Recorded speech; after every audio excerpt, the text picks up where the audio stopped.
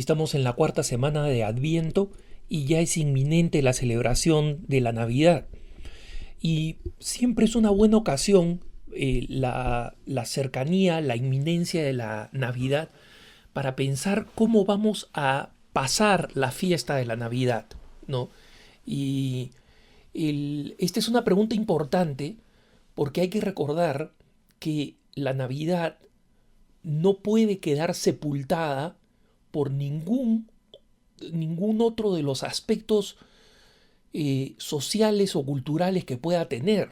En algunos países, por ejemplo, la Navidad es la fiesta familiar, en otros es en cambio el día de fiesta secular completamente y es el año nuevo más bien cuando se celebra la fiesta familiar íntima, a diferencia de otras naciones donde es el año nuevo donde se celebra más bien la fiesta secular. Todas estas distintas costumbres marcan de alguna forma la manera como celebramos la Navidad y no es factible, no es realista pedirle al cristiano practicante, al católico serio, que se margine de las celebraciones de la fiesta de Navidad tal como se realizan culturalmente, salvo que la celebración cultural en algún lugar, y lo desconozco, fuera realmente inmoral o absolutamente impropia para celebrar la Navidad.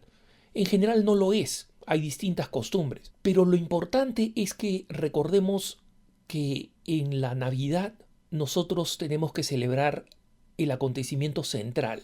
Y el acontecimiento central es la toma de conciencia de la realidad del nacimiento de Jesús. Ese gran acontecimiento para el que nos hemos venido preparando a través de los tiempos del ciclo litúrgico, ¿no? Las 4 semanas de Adviento, en donde vamos celebrando y recordando las distintas venidas de Jesús. Y por las distintas venidas me refiero a lo que la tradición de la Iglesia siempre ha considerado las 3 venidas. La primera venida, la venida histórica de Jesús en la Navidad precisamente, que es lo que celebramos nosotros y recordamos cuando celebramos la Navidad, pero también la venida segunda, victoriosa, donde no va a venir como un pequeño niño humilde, va a venir victorioso y glorioso a juzgar a vivos y muertos, y entonces su reino no tendrá fin. La primera venida nos recuerda que debemos prepararnos para esa segunda venida. Y ambas venidas nos recuerdan esa tercera forma en la que viene Jesús, que es la salvación personal. Jesús viene a salvarme a mí, Jesús viene a salvarnos a cada uno de nosotros. Jesús llega a través de los sacramentos de la Iglesia a nuestro corazón, a nuestra alma, y es quien nos da la plenitud de la vida y la plenitud de la conciencia de la salvación. Cómo se ha manifestado Dios Padre y para qué ha venido, que es para salvarnos a cada uno de nosotros de manera personal. Jesús no ha venido a salvar un colectivo, no ha venido a salvar un grupo, no ha venido a salvar una masa humana informe. Ha venido a salvar a cada uno por su nombre, a cada persona exclusivamente, como si cada uno de nosotros fuera el único. Y por eso es que tantos santos y padres de la Iglesia nos dicen que si tú fueras el único, si tú fueras la única persona que queda y que ha existido en el planeta, Jesús hubiera venido igual a salvarte y a redimirte. No hubiera dicho, bueno, no me encarno porque voy a salvar solamente a unos cuantos pocos. No, porque en la práctica Jesús efectivamente salva a una minoría, porque es una minoría en el mundo la que escucha a Jesús y le sigue hasta el final. Sin embargo, Jesús ha venido a salvar a todos, ha venido a transformar la vida de todos. Esas 3 venidas son las que nosotros reflexionamos y celebramos en Navidad. La venida histórica en el pesebre, la venida que se está por realizar, la venida definitiva, donde todos seremos juzgados, y la venida espiritual, mística, si queremos llamarla, donde Jesucristo viene para encontrarse con cada uno de nosotros a través de los sacramentos, a través de la oración, a través de la invocación de la presencia de Dios en nuestras vidas, pero especialmente a través de la gracia que nos imparte la Iglesia, de las distintas gracias que nos imparte la Iglesia. Ahí pensamos específicamente en los sacramentos, en los grandes sacramentos que hemos recibido y en el sacramento habitual de la confesión y de la Eucaristía.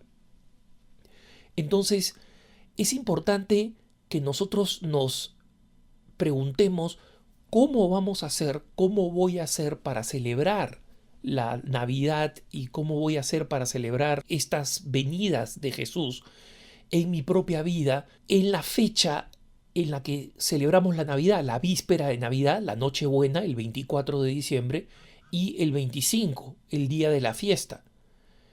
Es justamente la primera pregunta que tenemos que hacerla es, ¿cómo yo voy a celebrar esta realidad en medio de el contexto de mi familia, de mis amigos, de mis familiares, de aquellas personas con las cuales voy a celebrar y voy a pasar la Nochebuena, en medio de un contexto que en algunos de nuestros países puede ser muy difícil, como lo puede ser en Cuba o en Venezuela, por ejemplo, donde las dificultades económicas, la escasez, son un síntoma grave que van a afectar la manera como se celebra la Navidad.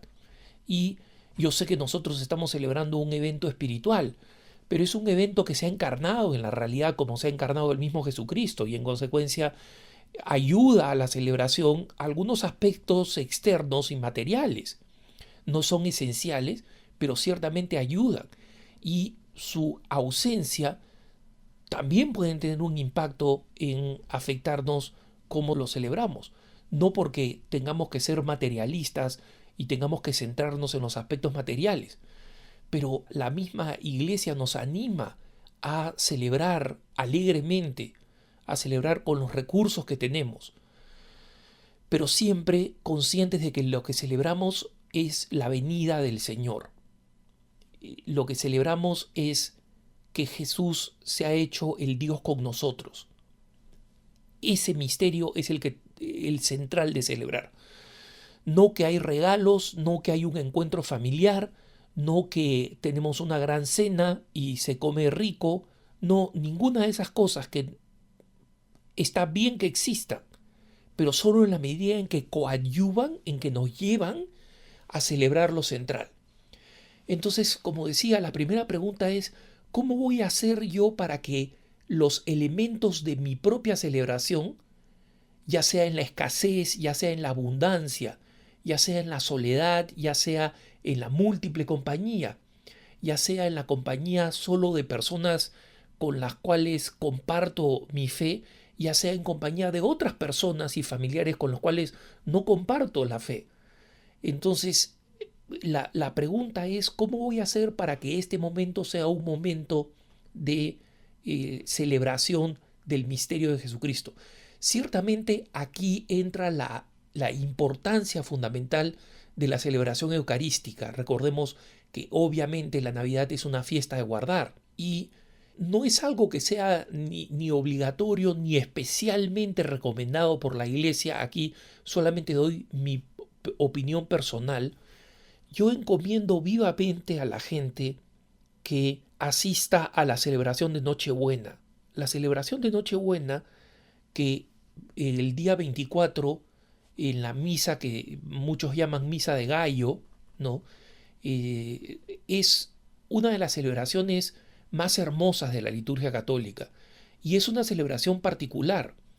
Aunque sea vísperas de Navidad, la misa de vísperas es una misa muy distinta de la misa de Navidad propiamente. Litúrgicamente son misas distintas. Ambas valen para cumplir con el precepto del día de guardar de Navidad. Y la misa de Nochebuena es válida para el día de la Navidad y viceversa. Pero es importante señalar la belleza de la misa de la Nochebuena y cómo la recomiendo particularmente por mi propia experiencia, por mi propia sensibilidad. Hay personas que a esa hora de la noche ya no están funcionando bien y prefieren no asistir, por eso la Santa Madre Iglesia nos ofrece la misa de Nochebuena y nos ofrece también la misa de Navidad. Pero esas misas, cualquiera que seas, cualquiera que escojas, que sea una misa en la que realmente celebres profundamente el misterio y que sea el centro de la fiesta. No la comida, no la cena, no la fiesta, no los regalos, no la participación, todas esas cosas son buenas, todas esas cosas son meritorias en la medida en que coadyuvan al clima navideño que es la celebración de la venida de Jesucristo.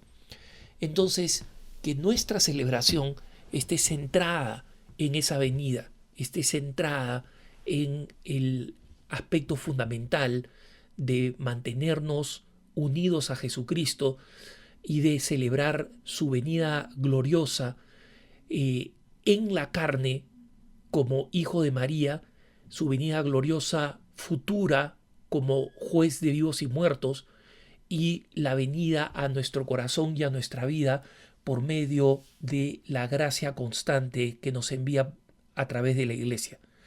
Y que tú y los tuyos tengan una feliz y santa Navidad.